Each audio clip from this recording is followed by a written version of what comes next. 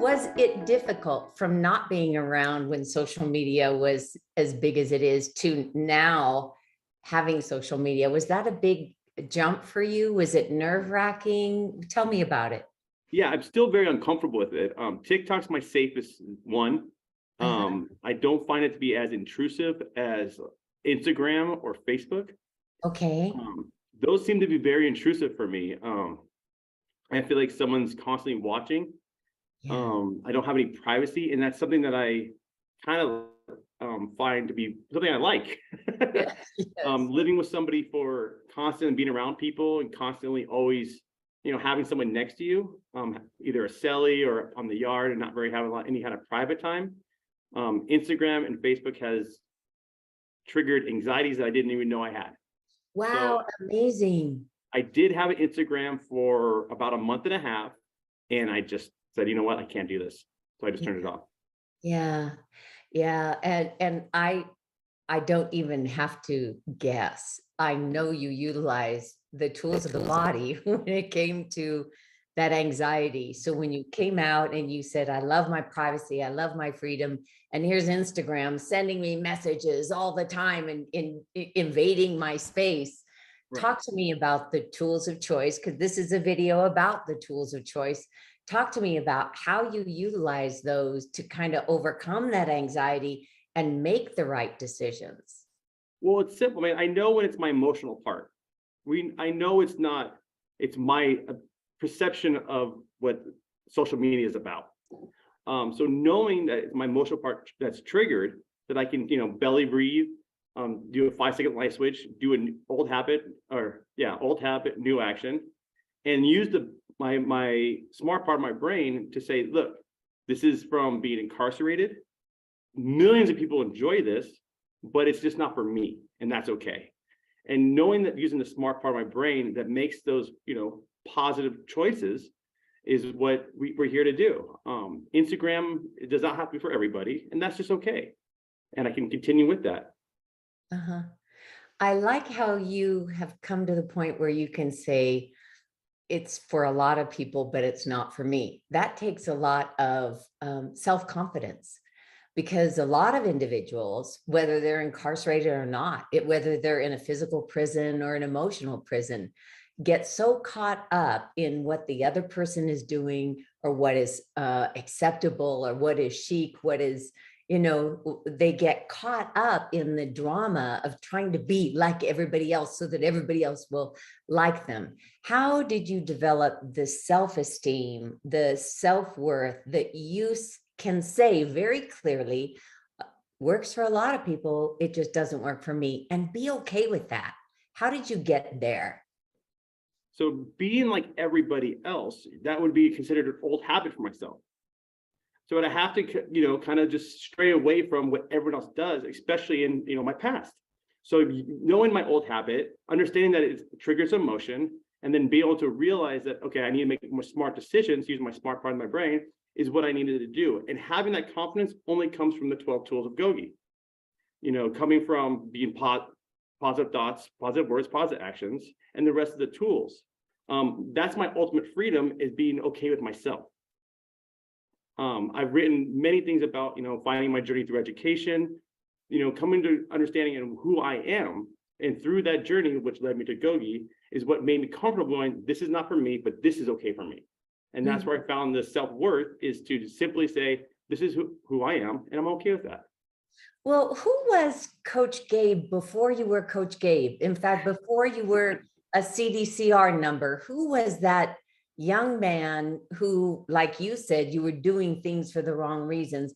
Who were you? And could the tools of the body have helped that young man make better decisions? Oh, 100%. I was always a nice guy, a good person, I would say. I would never say I was a bad person, but I wasn't comfortable on being who I am. So very simple, I enjoy being a nerd, and it's in a good way. I love school, but I didn't recognize that as being something that's cool when you're younger. Right now I'm sitting in San Francisco State, in one of their conference rooms, because I was in class. I live on this campus. and do other things like that. But that's really what I'm trying to get to, is being comfortable of not doing things that other people would find cool. I don't hang out at social spots that much. I'm not a bar guy. I don't really party. And those are things when you're younger, you want to be accepted. So you're doing things that you might be a little uncomfortable at first, but you get used to it, or you get numb to that. And then you keep doing things that you might have not done if you're more comfortable with who you are. Interesting. Okay, so tonight we're talking about the tools of the body and that boss of my brain, belly breathing, and 5-second light switch. Let's talk a little bit about boss of my brain. If you were asked to leave this conference room and go back to San Francisco State and tell the classroom, what is boss of my brain? How would you describe that Gogi Life tool? Boss brain for me is using that tool to give myself the warning when a physical sensation is being triggered. And so Oh, okay. what I mean by that is our body warns us on when we're having an emotional response. So if I get hot under the collar, if I feel my blood's boiling, if I start to sweat my palms, I get nervous, my body's telling me something. So when I recognize and have those things, I can say, oh, I'm feeling something. Now I can either let my emotional part take over and let that trigger be anger or sadness or anxiety and shut down, or I can use belly breathing or 5-second light switch to stop, control myself, and use a smart part of my brain. And that's how I explain it. It's the kind of a pre-warning on the physical sensations to your body telling you, hey, something's wrong. Interesting, because it is a thought tool. It really is about cognition. But for you, it works better if it's a physiological warning. So boss of my brain for you is a physiological sensation that allows you to place that thought in the right part of your brain. 3 parts of the brain that matter: smart part, emotional part, and old habit part. What I hear you saying is you get a physiological response, and then you can place that thought where you want it to be placed. Is that right? 100%. Yes. Interesting. Because that's not how the tool was first created, was totally related to thought. But to be most effective for you, you utilize it as a physiological warning. And I think that's the beauty. You made that tool your own. That's your version of boss my brain. It's absolutely perfect. And I have a feeling it would be perfect for many people who rely on that physiological response as a cue, correct? Oh, for sure. Yes. I believe that's a warning sign. I mean, our body does talk to us in a physiological way. Like I said, how many times can you say I've been, hot under the collar? We have terminology for those sensations. So a lot of those sensations are simply warning signs that something's not right. Interesting, beautiful. I really love that. What I love about the tools so much is because they are what they are. We have the keywords that they have. We have the weeks that we study them, but each individual is able to morph them into the tool that works best for them. It's like a mechanic in a car. They line their tools up a certain way. They do things a certain way, and mechanics can evolve with their tools. And that's just kudos to you for evolving that tool in a manner that works perfectly for you. Let's talk a little bit about belly breathing. Now, there's many different ways to do it, from, prayer, meditation, to the physiological aspect. Belly breathing, talk to me about that tool and how you utilize that Gogi Life tool. Belly breathing for me, depending on when I need to do it. So I can use that tool in many different ways. Sometimes I just need to take a break, disconnect, place my hand on my chest and one hand on my belly, and focus on which part is moving. Gain all that oxygen I can. And sometimes I can simply just take a deep breath and calm down those physiological sensations. And a lot of times what I'm finding myself now is that I'm constantly belly breathing. It's the way I breathe. So I'm getting as much oxygen as possible. I'm staying calm. Things don't alert me as much. I see them coming. I go, oh, okay, you're fine. And it's really now it's more of a way to breathe, to stay calm and collected throughout the day. Interesting. So a lot of people say, oh my gosh, do I have to do the tool again? Are we doing the tool again? I know that tool, do we do the tool again? But what I hear you saying is because you repeated that tool, it suddenly became eventually became part of just who you are. You are belly breathing at all times. Is that right? Yes, it became automatic. It became a way of breathing. And I mean, Because of the practice? because of the practice. Interesting. You know, we sometimes we have to sit there and be like, okay, I'm going to belly breathe for 3 minutes. We used to do in group in prison. We go, okay, guys, let's go. And it's something, it just becomes automatic now. You know what I mean? Written in Gogi in the book in the 101, you can see people in the yard who chest breathe versus belly breathe. And you can see people in society the same way. People run around in the rat race of society who are huffing and puffing, mad because the bus is on time, mad because their Uber's late or the pizza's late, or people that are calm and collective and accepting and enjoying their life in society. Mm-hmm. So for you, it's now just who you are. You have incorporated that tool into who Coach Gabe is now. Is these tools live and reside in you? Yes, very much so. So you're not having to say, not very often, oh my gosh, I have to be the boss of my brain. Oh my gosh, I got to belly breathe. You don't have to consciously fight to get that action. Is that no, now it comes second nature. Uh-huh. Uh-huh. We know, I mean, I know when boss of my brain is needed. Like I said, I start with the physiological sensation and then I say, oh, something's happening. Take a moment. And it's just taking that, 5-second light switch, old thought, new habit, to do something that's positive to change the direction of your one's thinking. So for me, it's like it could be many things that I might need to switch gears a little bit. It could be writing a paper that I'm just not getting the words out correctly. Okay. Oh yeah, take a break, drink some coffee or have a drink or meal and go back to it. Instead of just quitting, oh, I can't do this, slam my computer and walking away. That doesn't get done. That doesn't get anything done. So I've incorporated the tools to where day in, day out on things that I might struggle with, or it might wake up on the wrong side of the bed or something that's naturally difficult, to then create a positive motion forward, moving forward. Great. Let's talk now about 5-second light switch. I'm interested to hear how you have made this tool your own. This is the third of the tools of the body.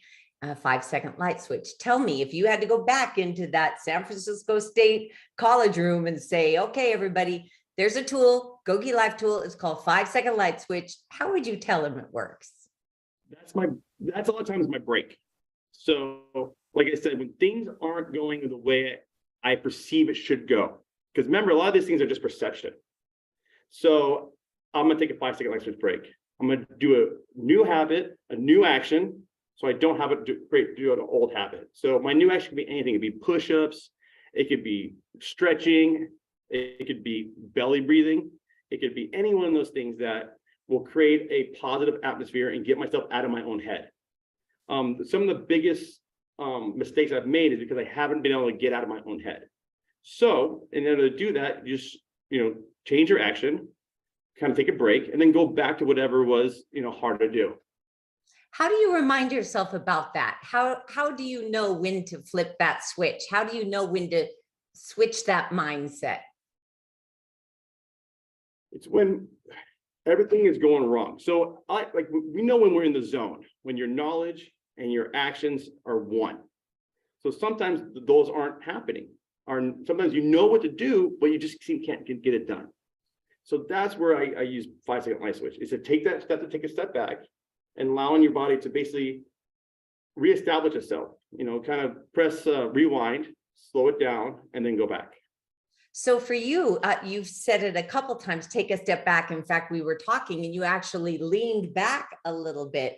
Do you find that physical action of actually just leaning back a little helps you get that distance? Is it distance that you need from the emotion, or tell me what's going on when everything's going wrong, the car won't start, the class is canceled, you got a long way to get to the class, your ATM card isn't working, all these things may happen.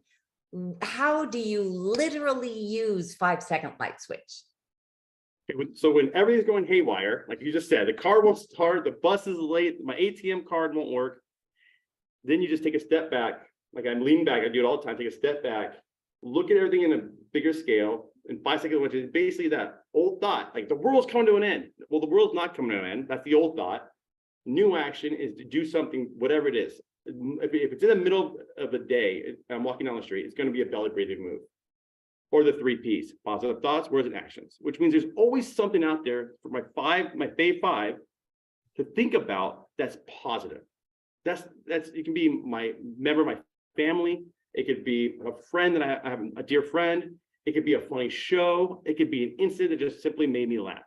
And it takes 90 seconds to do this. Think about it, my wife. Oh, of course that's gonna make me smile. Well, now I'm smiling. So the world's not coming to the end because now I'm thinking of positive things. And when you can switch gears and think of positive things, then the world just seems like a brighter place. It's not coming to an end. It's still happy. Just those things are not working right now. Okay, so let's talk about boss of my brain. How might I don't know, like a parent use boss of my brain when talking with their child? One, the parent needs to know it sometimes, and two, the child needs to know. Between a parent and a child, how might they use boss of my brain? So for me, I would ask the child, what are some of the feelings they have when they are upset? How do they feel? So I'd ask them to describe it for me. So they can say, I don't know, we'll go back to hot under the collar. We'll say that. Or I feel like I'm on fire, I'm hot. So when you have that, that's a sign. I tell them, okay, that's a sign. The next one is, what can we do to put that fire out? Then the next tool could be belly breathing or 5-second light switch. Then we have a tool to then use the smart part of the brain to make a decision that's not going to be negative. That'll be a decision to be positive. And I'd ask them to then repeat positive things like, I don't know, playing with friends, helping out with chores. I would love them to do their homework. Or doing something that's fun and to get their mind off whatever was upsetting them. So I would ask them to describe their feeling and then pick a tool that helps them the most to go from that emotional part to that smart part. And how could a parent use it? Let's say they have a child, maybe the child has autism or an attention deficit, or they're really super hyper, or they're just really super lazy. They just like to just be totally chill about everything. And the parent wants something else. How might the parent use boss of my brain? Choose your fave five and stick with that. So the kid's running around, he or she is not doing what they want you to do. You're going to have 5 things about that child that you love. Hold them close to you, because when they're looking like they're not doing it right, they've probably done a million things that are amazing. So instead of looking at the child as the things they're doing wrong, always see them as the things they're doing right. And you kind of wear that the rose-colored lenses, I'd say. And then you won't be so upset, because when the whole world's coming to an end, there's still so many good things about that child. And hold on to that. Beautiful. Let's go now to belly breathing, and let's say belly breathing for like a police officer or a highway patrol officer who stops somebody who's just speeding. They've had a bad day. Their home life is miserable. Their check is overdrawn. The credit card's getting closed. They have to wear this uniform. They roll up on this guy. He's speeding. They are hot. They're hot. How might belly breathing work for somebody who is in a position of authority, like a highway patrolman or a police officer or a principal of a school, or someone where the weight of the world is on their shoulders for reasons we will never know? They have a lot going on, and then they are in a position of authority where a fuse is lit and it's ready to explode. How might someone like that utilize belly breathing to make certain they do exactly what is needed to keep peace and restore harmony?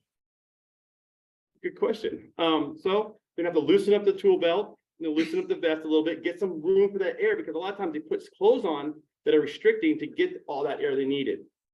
So, have a little bit of room in there to breathe. And I would go with my fave 5, kind of give you that moment check to, of course, things are going wrong, but so you need to see something positive out of the flames of the fire. And then take a second, think about, maybe their family, maybe they do like their job, but right now it's not going well. Think about the good things, what brought them to that job, and then take a second to enjoy it and just breathe it in. Make sure that belly's moving, breathe it in, and you have the oxygen do its job. Once we get a lot of oxygen in our brain, it's going to do its job of calming us down, allow us to think right, allow us to see the situation and not go off our emotions because we're short of breath and not getting the oxygen we need. You bring up a good point about somebody in a position of authority where they might even be wearing a bulletproof vest. And those things are constricting and they are tight. I wonder, I hadn't thought about that. I wonder if that constriction is actually keeping them from being as peaceful as they would normally be or would want to be.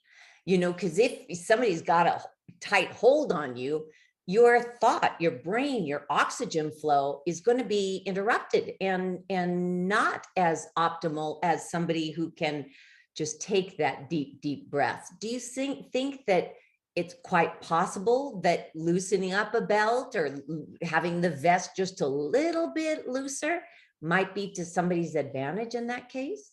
Oh, for sure. Think about when we come home from work. We take our boots off, our shoes, we take our jacket off, we untie that tie. Why? Because it releases all that negative work energy, that stress. What do you do when you get home? You get comfortable. So if you're comfortable and you're feeling good, that's because you took all that work gear off and was able to kind of just loosen up. I think that a lot of times if we're constricted, especially in physical shackles, you're in a fight or flight mode. So I can only take that information and say, hey, if I was stressed in a tight tie, my breathing would be harder. I'd be more stressed out, and I'd probably feel some type of fight or flight mode constantly. So I think that would restrict how I thought positively, and I would be, more consumed with the negativity of the world. Interesting. Okay, so 5-second light switch.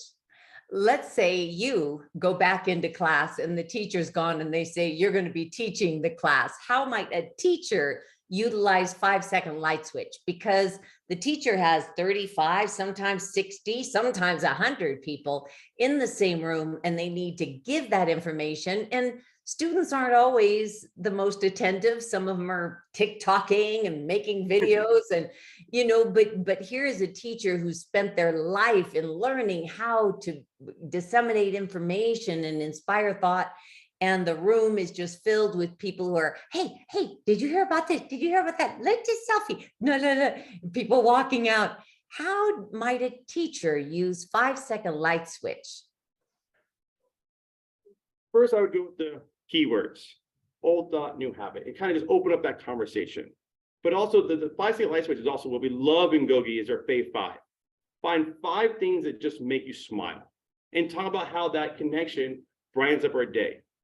And we'd have this big conversation of like, if you thought of whatever it is, it could be baseball, it could be your family, it could be a favorite sports drink or energy drink or whatever it is, and discuss how that makes you feel when you think about it. Then put it into a scenario of having the bus being late, or I'm going to assign 3 more pages of homework because no one's paying attention. And then discuss the connection of something positive that you hold dear to you, and how that can then replace that negative thoughts of the feeling of stress or overwhelming, or you're just not getting your way. I'm a firm believer that being upset or frustrated or anxiety is a sign of something that's not going the way you won't perceive it should go. So we can change that perception into something that we love, hold dear to us, that brightens up our day. Lovely. Our time is just about over, but I want to have you recap the Gogi life tools, the tools of the body. Can you recap them for me? Just in a nutshell, what are the tools of the body to you and to others? Tools of the body to me is a set of tools that can help me when my body warns me that something is wrong, to get through what could be perceived as a negative situation and see the positive in that, and calm myself down and allow my emotional part not to overrun my entire thought process, and allow my smart part to take over and make better decisions. Beautiful. I love it. No, so now we're going to be closing up and our viewers are going to go back to doing what they were doing. And you are going to go back to what you were doing, which is being a student at San Francisco State. Yes. And And what are you studying? I'm studying philosophy. That's my major. And I'm also a health and wellness instructor at Larkin Youth Services. Oh, that's beautiful. We're working with the youth. Yes, I'm working with unhoused youth that are from 18 to 24, and just trying to make them help them be a safety net for them, because they're unhoused. They need a lot of help. They need to find jobs to get housing. and it just, feel better. Oh, I think that's wonderful. Well, there's nobody better to do it because you have your Gogi life tools. I'm sure you're sharing it, not Yes, only I by am. example, but by words. I bet you anything you are. I write it everywhere. Well, we aren't going to deprive the other students of your presence. I know you must be a big light in that classroom, and I'm certain everybody loves your presence, especially the teacher. Thank you. So we are going to let you go, but I just have to say how proud I am of you, and what a delight you are. When I scroll through my TikToks and I see you, it just warms my heart to see you sharing information that can benefit so many others. I'm very, very proud of the man you are, the student you are, and the counselor that you have become. Thank you very much. I really appreciate it, Coach Taylor. Thank you. My pleasure. Have a great night. You too. Bye-bye. Bye.